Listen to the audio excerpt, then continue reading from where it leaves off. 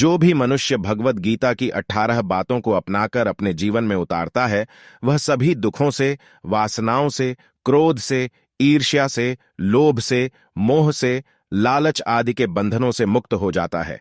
आगे जानते हैं भगवत गीता की 18 ज्ञान की बातें। 1. आनंद मनुष्य के भीतर ही निवास करता है, परंतु मनुष्य उसे स्त्री में, घर में और बाहरी सुखों में खोज रहा है। 2. श्री कृष्ण कहते हैं कि भगवान उपासना केवल शरीर से ही नहीं बल्कि मन से करनी चाहिए। भगवान का वंदन उन्हें प्रेम बंधन में बांधता है। 3. मनुष्य की वासना ही उसके पुनर्जन्म का कारण होती है। 4. इंद्रियों के अधीन होने से मनुष्य के जीवन में विकार और परेशानियां आती हैं। 5.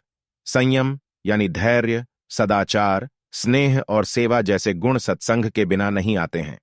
6.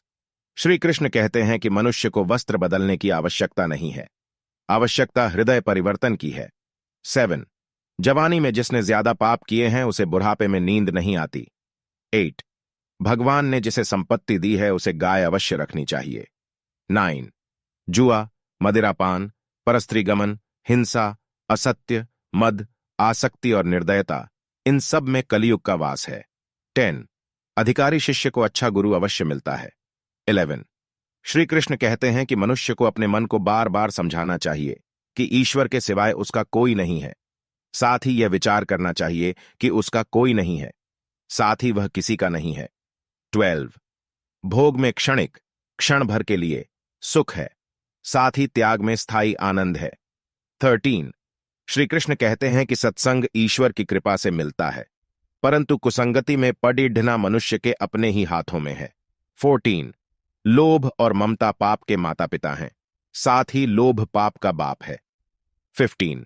श्री कृष्ण कहते हैं कि स्त्री का धर्म है कि रोज तुलसी और पार्वती का पूजन करें। 16. मनुष्य को अपने मन और बुद्धि पर विश्वास नहीं करना चाहिए, क्योंकि ये बार बार मनुष्य को दगा देते हैं। खुद को निर्दोष मानना बहुत बड़ा दोष है। 17.